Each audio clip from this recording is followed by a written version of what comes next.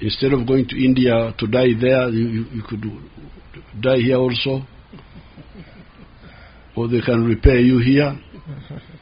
Because Africans think it is better to die in India. They bring back a dead body. And you spend money, you leave families in debt that somebody is going to die in India. Why? Because here the services are not developed. The specialized services, the kidney transplant, the liver transplant, the heart surgery. Christian Bernard was the first one to do heart surgery. So this is the battle we are having here. But then, for those battles to go on, you must deal with the issue of the market. If I produce, who buys? Because the internal market of Uganda, we are now 46 million. That market is not big enough. That's why we now have to deal with the regional integration for the African market. Because the market integration is part of the stimulus to produce. Like for instance, we are now producing a lot of milk, a lot of maize, but the internal market is not enough. Even industrial products, cement, what? So that's where regional integration comes in. Now, if we deal with those 5 levels for our type of economy, then the sky is the limit. We can quickly become a first world country. We deal with joining the money economy from the non-money, from the subsistence, the traditional, add value to the raw materials, the knowledge economy, expanding the services, but supported by regional integration. Because without regional integration, it will be very difficult to grow. You have seen countries like Latin America. Those countries are very rich. They have natural resources, but they are not organized well. If you are in Honduras, Nicaragua, even if you start a business, the internal market is not enough to support your business. So it is easier to start businesses in the USA, where I've got a market of 300 million people. That's why they now go from South America and flee to USA. South America has got more natural resources than the US. They have got more forests, more water, more minerals, but they are not organized well economically. That's where the problem is. And here we should be very careful. If we don't watch out, we have these SADCs and COMESA and all that, but they have got a lot of internal bottlenecks. Protectionism, the border delays, what? The issue of the African common market is a matter of survival. But if you read my documents, I have touched all these issues. So, if you young people, you want to not to be like Latin America, I have actually asked that question. Are we trying to build a Latin America in Africa, or a United States of Africa in Africa? If you want to build a Latin America, then you shall build it. You will see. So thank you for coming, but you read my documents. When I meet you next time, I will interrogate you. Yes. His Excellency, I think I can get a distinction in economics. Okay. With your guidance. And indeed, this is what we understand your leadership collective at the African Union are guiding us around. That the raw material that we export are not enough. Even in South Africa, we are also talking about value adding or beneficiation.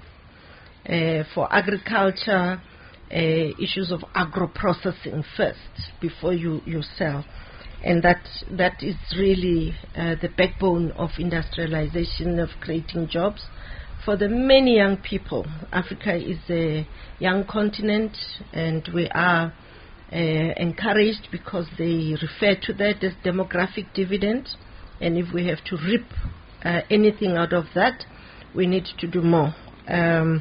Yes, but thank you very much. And I think from the advice also that we got from our High Commissioner, with whom we were until this morning, is that trade between our countries is increasing, and leveraging also the Africa Free Continental Trade Agreement, we can respond better to the wisdom and the advice around looking at Africa as a 1.5 billion people, a big market as big as, for instance, China itself. I'm very inspired. I will return back home and also share the guidance. We'll put time to read as well, so that we are more confident moving forward to build on the legacy and the progress that we've made under your leadership. I thank you. How old were you when I joined the ANC? Because I joined the ANC in 1967. 5 years old? I thought you were not yet born. Okay, no, at least 5 years old. I could feel it in my spirit. Okay. Yes, that there's something revolutionary happening. That one is. I wouldn't say that. I wouldn't say that I was recruited by Nswai Piriso. Did you know Nswai Piriso? Yes. I've heard that. You also shared with us. I was part of the audience at the state visit, the recent state visit. Okay. Yes, in Pretoria. Because I wouldn't say I was recruited by Nswai Piriso. I recruited myself. Oh yes, thank you. Thank you. A great internationalist and a Pan-Africanist. Thank you. We're really honored for your contributions. Okay, so what's happening with our place? And my visit to Kaweweta was also very inspirational. And we have also committed, apparently in 2010, His Excellency, you were there with our then President, His Excellency Jacob Zuma, and there was a commitment to build a theater for the hospital. So I have taken over that responsibility, because when our presidents commit, we must execute. Okay. And I will certainly come back and make sure that by November, when you host, as our ambassador indicated, per your agreement with President Ramaphosa, the joint business forum, that there would be progress along that line. But being a medical doctor myself, having worked in a maternity ward as my last clinical work, I've also added to the theater the obstetrics ward, the maternity ward, that I've adopted that. It would make me feel that it's a little contribution we can make to the immense contribution that His Excellency and the people of Uganda made for our liberation, that in our democracy we enjoy today. We're greatly, greatly honored, greatly inspired, And we are indebted for life to the people of Uganda for our liberation, and particularly your wisdom, your leadership, your courage in the face of possible attacks, and your Pan-Africanist leadership. We really, really are honored. And that will be just a small contribution that we can make. But we are also very excited that there's a lot of trade relations and also relations between our various institutions of knowledge. I'm also associated with the University of Pretoria, the public health school, and I know there are interactions with the Makerere University, so we are also here to strengthen the people-people relations over and above the government-to-government relations that you are leading. However, His Excellency, I always say I get confused in my head. Maybe I'll get some wise counsel here. That when our countries are presented, the first sentence is that these are among the poorest in the world. But when you read further, the economy profile is presented, it is stated that we've got minerals. We've got agricultural land, we've got abundant waters, and I guess our generation, the challenge that our generation, or the mission that our generation must fulfill, is to translate these economic endowments into a shared prosperity for all our peoples, especially in our continent as Pan-Africanists as well.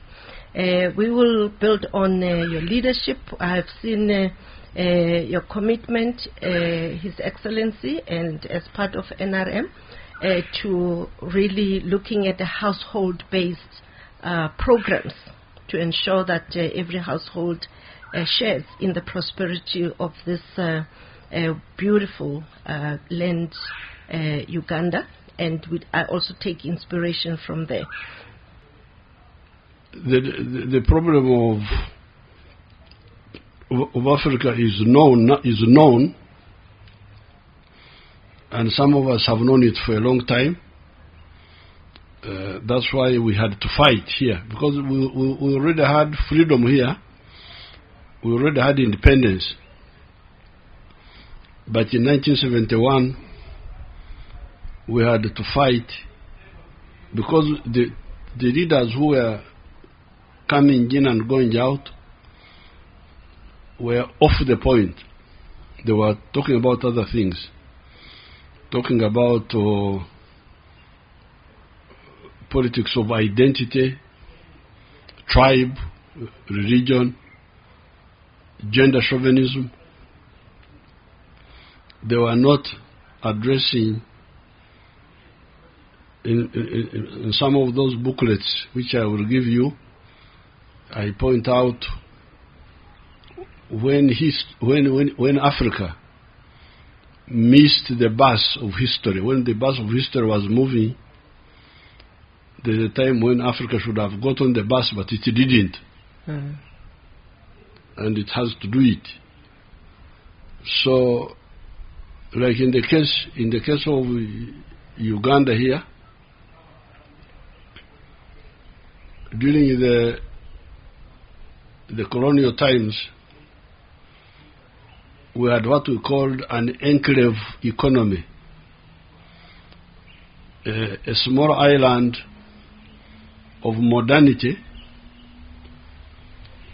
surrounded by a sea of backwardness. And that small island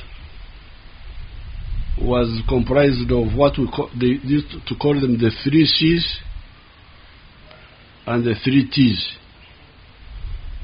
The 3 C's were coffee, cotton, and copper. And the 3 T's were tobacco, tourism, and tea. So this was the small island of money economy. Then around it, unlike South Africa, where the land was taken from the people, Here the land was with the people, but it was not developed. They were outside the money economy. So even now we are discussing that very point, that we need 3 jumps. Jump number 1, everybody must go from non-monetary economy to money economy. Because many of the people here just produce for eating. We call it in our language here, okora echida chonka. What do you call stomach in Zulu? Enda? Stomach. What is that? Isiso.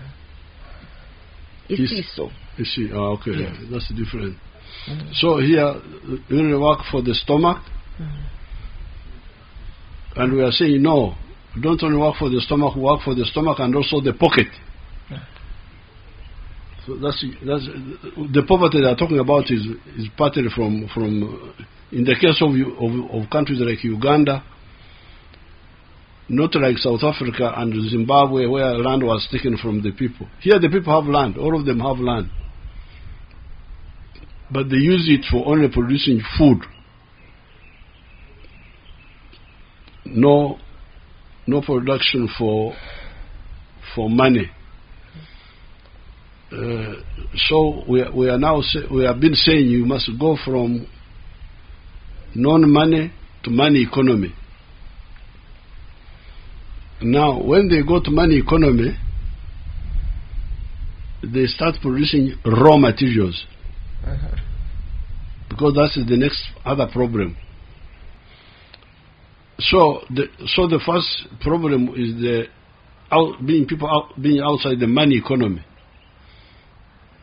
And they have the land, they have everything, but the leaders don't see it. They just stay there. They come dance for them, for the leaders. They eat, but they don't have money from the land. The land is underutilized.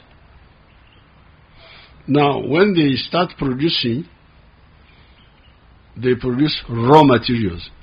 Like coffee. Uganda is a very big producer of coffee, and other things. Everything here we can easily produce. But when you don't add value, when you don't make final products, you send the raw materials. Now Germany earns more money from coffee than the whole of Africa.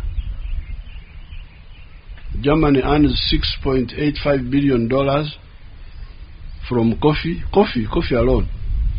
The whole of Africa earns only 2.5 billion. Why? Because in Hamburg, all the coffee is taken here raw, and it is roasted there and packaged there. That's how they get more money. So that's the second battle now. The battle of adding value to agricultural products, to minerals. Then the third step is the one of knowledge economy. Economy based on knowledge. Not just adding value to the raw materials, but transforming products, like making automobiles, making computers. That's knowledge economy now, where we need to add it to our efforts. And then the fourth one are the services, tourism, professional services like medicine. You are lying. Instead of going to India to die there, you could die here also. Or they can repair you here. Because Africans think it is better to die in India. They bring back a dead body. And you spend money, you leave families in debt, that somebody is going to die in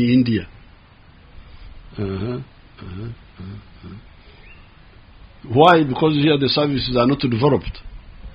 The specialized services, the kidney transplant, the liver transplant, the heart surgery. Christian Bernard was the first one to do heart surgery. So this is the battle we are having here.